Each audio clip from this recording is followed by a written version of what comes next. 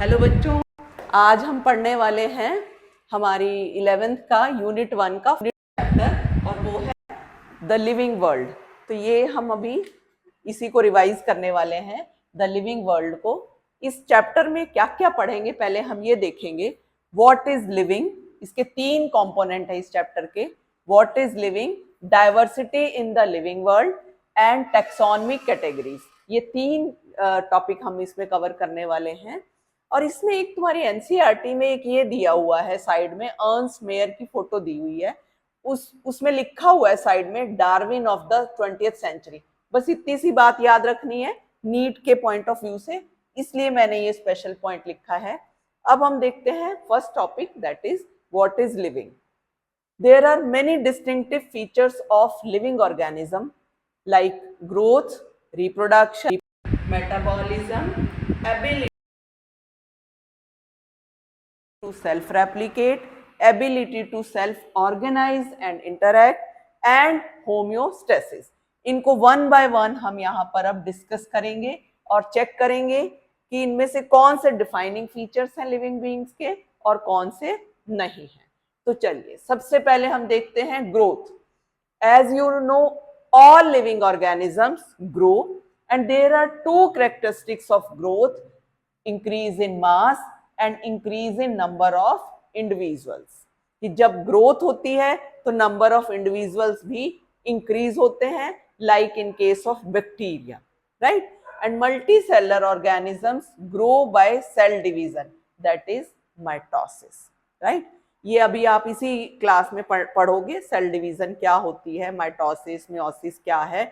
It is of 2 type cell division, mitosis and meiosis. Mitosis में chromosome number same रहेगा और 2 ही cell बनेंगे, और मियोसिस में क्रोमोसोम नंबर हाफ हो जाएगा डॉटर सेल्स के अंदर और एंड में 4 सेल्स बनेंगे। और मियोसिस के अंदर 2 स्टेजेस होती हैं, मियोसिस 1 एंड मियोसिस 2, राइट। अब हम देखते हैं कि प्लांट्स के अंदर जो ग्रोथ है वो सारी लाइफ चलती है because of presence of meristem. बच्चों ये देखो, ये मेरिस्टेम प्रेजेंट होता है प्लांट्स के अंदर, जो कि ये देखो यहाँ टिप पे, रूट टिप पे, शूट टिप पे। तो रूट टिप मैंने नहीं बनाई है यहाँ पे, शूट टिप पे दिखाया हुआ आपको मेरिस्टेम। तो इसकी वजह से अनलिमिटेड ग्रोथ होगी, जबकि एनिमल्स के अंदर ये एक सर्टेन एज के बाद रुक जाएगी, उसके बाद इसमें ग्रोथ नहीं होती। जैसे एनिमल्स में हम देखते हैं एक डिफाइंड वे में हाथ पैर आंख नाक जो भी हैं, जैसे ऐसा तो है नहीं कि आगे उंगलियां ग्रो कर रही हैं, सिर्फ एक लिमिटेड पैटर्न में ग्रो करेंगी। ये आगे डेफिनेट पैटर्न ही होगा इनमें इनडेफिनेट पैटर्न होता है प्लांट के अंदर। Now growth also means increase in body mass. In non-living objects also increase in body mass occurs, but it occurs due to accumulation of material. जैसे कि हम देखते हैं माउंटेन्स, छोटे माउंटेन्स कब बड़े में कन्वर्ट हो जाते हैं with the course of time, हमें पता ही नहीं चलता, अचानक से दिखते हैं बहुत बड़े हैं। ऐसे ही बाउल्डर्स हैं या सैंड ड्यून्स हैं, ये कब बड़े बड़े बाउल्डर्स में या सैंड ड्यून्स में कन्वर्ट हो जाएंगे, ये हमें बात।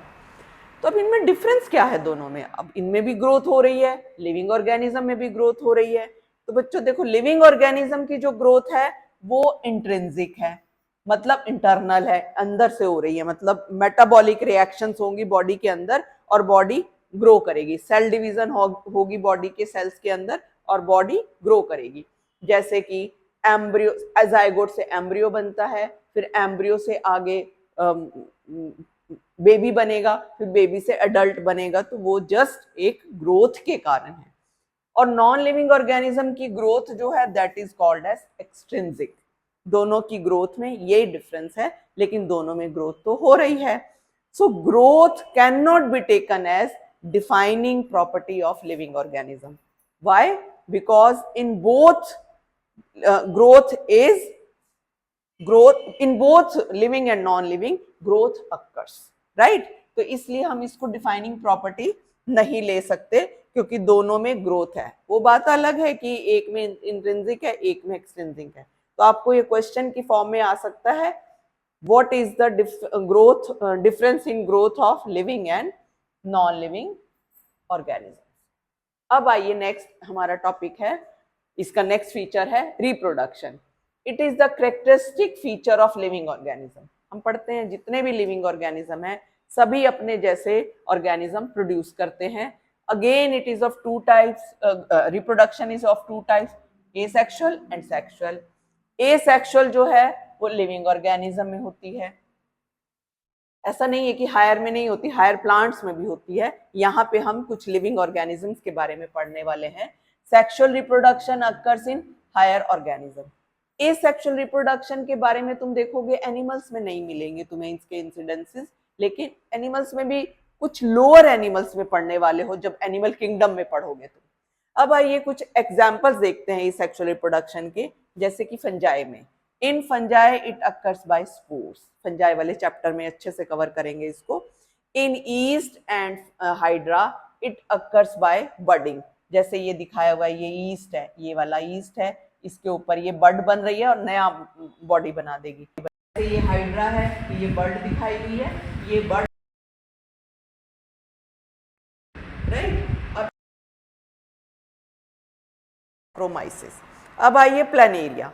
प्लानेरिया में ट्रू रीजनरेशन मीन्स प्लानेरिया के बॉडी पार्ट्स जब सेपरेट होंगे तो वो नया बॉडी पार्ट बना लेंगे। जैसे ये अपर पार्ट अलग हुआ तो लोअर बना लेगा, लोअर अलग हुआ तो अपर बना लेगा, लाइक दिस। अब आइए in filamentous algae for example spirogyra, growth reproduction occurs by fragmentation means body part अलग हुआ नई बॉडी बना ली। ऐसे ही फंजाई और प्रोटोनिमा में भी, प्रोटोनिमा किसका, मॉसिस का, उसमें भी क्या होगा, ये फिलामेंट या इनका पार्ट बॉडी का अलग होगा और फिर वो नया पार्ट बना लेगा।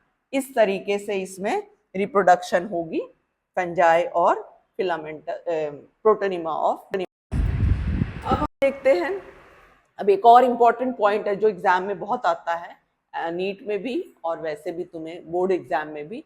इन unicellular organisms for example bacteria, blue green algae and amoeba, जो ग्रोथ है और रिप्रोडक्शन एक दूसरे के सिनोनिमस है, क्योंकि ग्रोथ ही रिप्रोडक्शन है, रिप्रोडक्शन ही ग्रोथ। देखो ग्रोथ हो, ग्रोथ का मतलब इनमें क्या है, सेल का डिवाइड होगा तो ग्रोथ तो हो ही गई, साथ में इनकी रिप्रोडक्शन हो गई क्योंकि दो बन गए और दोनों ही इंडिपेंडेंटली ग्रो करके नई लाइफ जिएंगे। ये देखो ये बैक्टीरिया के दो पार्ट बन गए, ग्रोथ भी हो गई रिप्रोडक्शन भी होगी। इसी तरीके से अमीबा में भी देखोगे इसकी बाइनरी फिशन हुआ, इसमें भी, तो इसमें दो अमीबा बन गए, मतलब एक तरह की ग्रोथ भी है और रिप्रोडक्शन भी है। आपको आता होता है एग्जाम में with growth. There are many organisms which do not reproduce. For example, infertile couples, worker bees and mule. Hindi में बोलते हैं खच्चर, जो कि स्टेराइल है। तो ये ऑर्गेनिज्म है, ऐसे लिविंग ऑर्गेनिज्म है नहीं कर सकते को डिफाइनिंग फीचर नहीं मान सकते, क्योंकि लिविंग ऑर्गेनिज्म ऐसे भी होते हैं जो कि अपने जैसे रिप्रोड्यूस नहीं करते। तो क्या वो लिविंग नहीं है? बिल्कुल है, क्योंकि उनमें और बाकी सारे लाइफ प्रोसेसेस होते हैं। तो चलिए अब नेक्स्ट फीचर देखते हैं क्या वो डिफाइनिंग है या नहीं। That is metabolism. Feature is of organism metabolism. All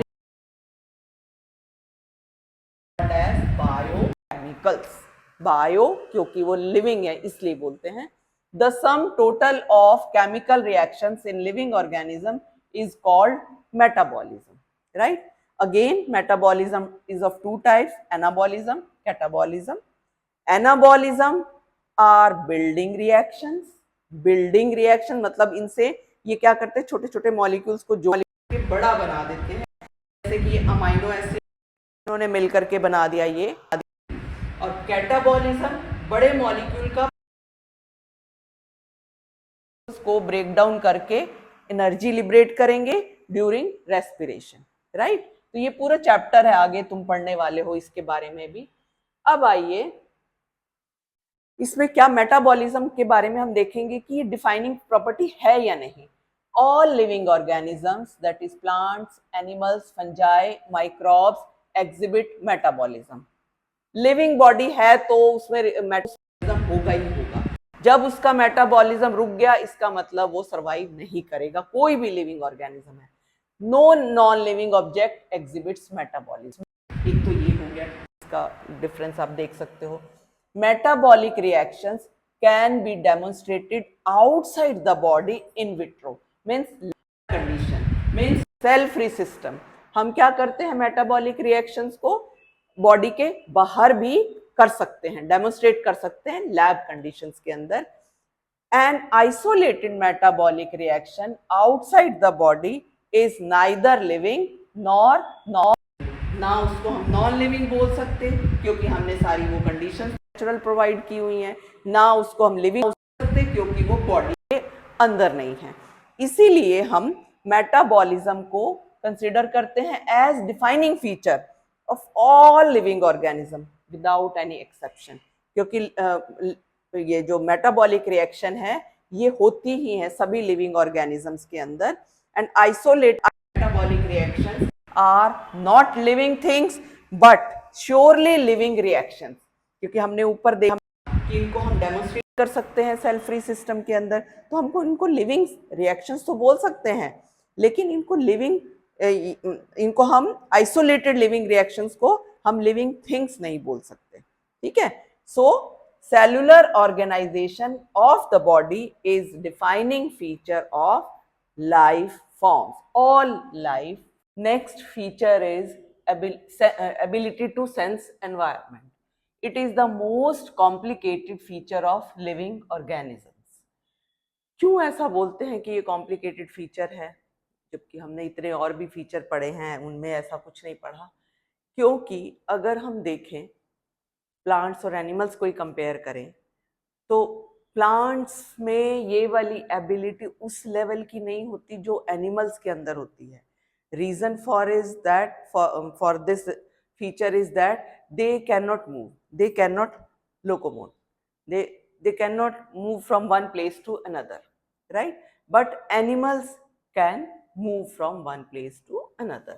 That is why they show better ability to sense environment, right? अब इसमें हम देखते हैं जैसे कि अब ये क्यों वो रिस्पॉन्ड करेंगे जब उन्हें कोई स्टिमुलस मिलेगा। तो like environmental stimulus could be physical, chemical और बायोलॉजिकल। किसी भी तरह का स्टिमुलस हो सकता है। फिजिकल में मान लिया कि हमारे पास कोई स्नेक आ जाए, हम खड़े तो नहीं रहेंगे, हम कुछ ना कुछ तो रिस्पॉन्ड करेंगे, या तो उसको मारेंगे या उसको देख के भागेंगे, या कुछ हमें गरम गरम टच हो जाए तो फिर हम कुछ ना कुछ तो करेंगे। ऐसा नहीं है कि टच हो रहा है और हम ऐसे ही किए रखें, हम अपना कोई रिस्पॉन्स शो करेंगे, राइट। तो इस तरह से और बहुत सारे ऐसे स्टिमुलस होते हैं जिसके लिए हम रिस्पॉन्ड करते हैं। We respond to these stimulus through our sense organs. हम अपने सारे सेंस ऑर्गन्स यूज कर सकते हैं टच के लिए, या फिर हम ये हेयरिंग के लिए जो यूज करते हैं सेंस ऑर्गन, या फिर हम यूज कर सकते हैं आईज के लिए, या फिर हम इसको यूज कर सकते हैं, और जितने भी सेंस ऑर्गन है वो सारे हम यूज कर सकते हैं। Plants respond to external factors like light, water, temperature, humidity and other organisms, even pollutants also, right? All organisms from prokaryotes to eukaryotes can sense and respond to environment. जितने भी सबसे पहले प्रोकैरियोट्स आए थे इस दुनिया में, फिर उसके बाद यूकैरियोट्स आए, unicellular eukaryotes, then multicellular eukaryotes, वो सारे सभी के अंदर ये एबिलिटी जनरेट हो गई। And photo periods affects reproduction in seasonal breeders both plants and animals, right? जैसे कुछ प्लांट्स को एक फोटो पीरियड चाहिए, एक पर्टिकुलर पीरियड का फोटो पीरियड चाहिए टू फ्लावर, इसी तरीके से कुछ एनिमल्स ऐसे हैं जो पर्टिकुलर सीजन में ही ब्रीड करते हैं, जैसे कि फ्रॉग, राइट? अब हम देखते हैं कि ह्यूमन बीइंग के अंदर किस तरह की ये कैपेसिटी है। Human beings is the only organism who is aware of himself, that is has self consciousness. Human being के अंदर जो सेल्फ कॉन्शियसनेस है वो और किसी ऑर्गेनिज्म में हम नहीं देख सकते। So we can call it as it is the defining feature of all living organisms, right? When a patient is in coma, that is brain dead, he is living or non living? बच्चों ये आप सोचिए कि एक coma में पड़ा जो patient है उसको हम लिविंग क्यों बोलते हैं या फिर नॉन लिविंग क्यों नहीं बोलते, राइट? एक फीचर और है होम्योस्टेसिस, ये एनसीईआरटी में तो नहीं गिवन है बट आपको पता होना चाहिए। It is the phenomenon by which all living organisms keep themselves stable by maintaining their internal environment. Body का टेम्परेचर वो मेंटेन ही रखेंगे, बाहर चाहे कितना भी टेम्परेचर हो, जैसे कि चिल वाली ठंड में भी हमारा बॉडी का टेम्परेचर सेम रहेगा, वो चेंज नहीं होगा, राइट? वही बॉडी टेम्परेचर नॉर्मली रहेगा। इससे ऐसा नहीं है कि बॉडी टेम्परेचर कम हो गया, उसके हम तरीके ढूंढ लेते हैं, कुछ ना कुछ करते रहते हैं लाइक दिस। इसी तरीके से बहुत ज़्यादा गर्मी होगी तो हमारा बॉडी टेम्परेचर इंक्रीज नहीं होगा, वो भी सेम रहेगा, राइट? अब हम देखते हैं कि ये जो लिविंग ऑर्गेनिज्म है, all living phenomena are due to underlying interaction. जैसे सेल्स मिल करके टिश्यू बनाते हैं, टिश्यू के इंटरेक्शन मिल से बनेगा ऑर्गन, ऑर्गन के इंटरेक्शन से बनेगा organ system, then organism. Cellular level organization of living organism it is called as, right? जैसे यहाँ पे मैंने सेल बना के दिखाया हुआ है, यहाँ सेल ऑर्गेनेलिस है, वो मिल करके इंटरेक्शन करती हैं जिससे सेल बनता है, फिर सेल से tissue, organ, organ system and organism. So living organisms are called as self-replicating or evolving or self-regulating system, right? अब हम देखेंगे नेक्स्ट पेज और लास्ट स्लाइड है इस टॉपिक की। These are self-regulating interactive system capable of responding to external stimuli, which is also called as irritability. Biology is the story of Earth on life, story of life on Earth. It is the story of evolution of living organisms on Earth. All living organisms, present, past, just a second. Present, past and future, they are linked to one another by sharing common genetic material but to a varying degree. मतलब same नहीं, genetic material तो होगा लेकिन उसमें amount same नहीं होगा, कम ज्यादा हो सकती है, राइट? तो इसके साथ ही हमारा ये वाला टॉपिक खत्म होता है। अब हम नेक्स्ट टॉपिक पे जाएंगे नेक्स्ट वीडियो में। Thank you.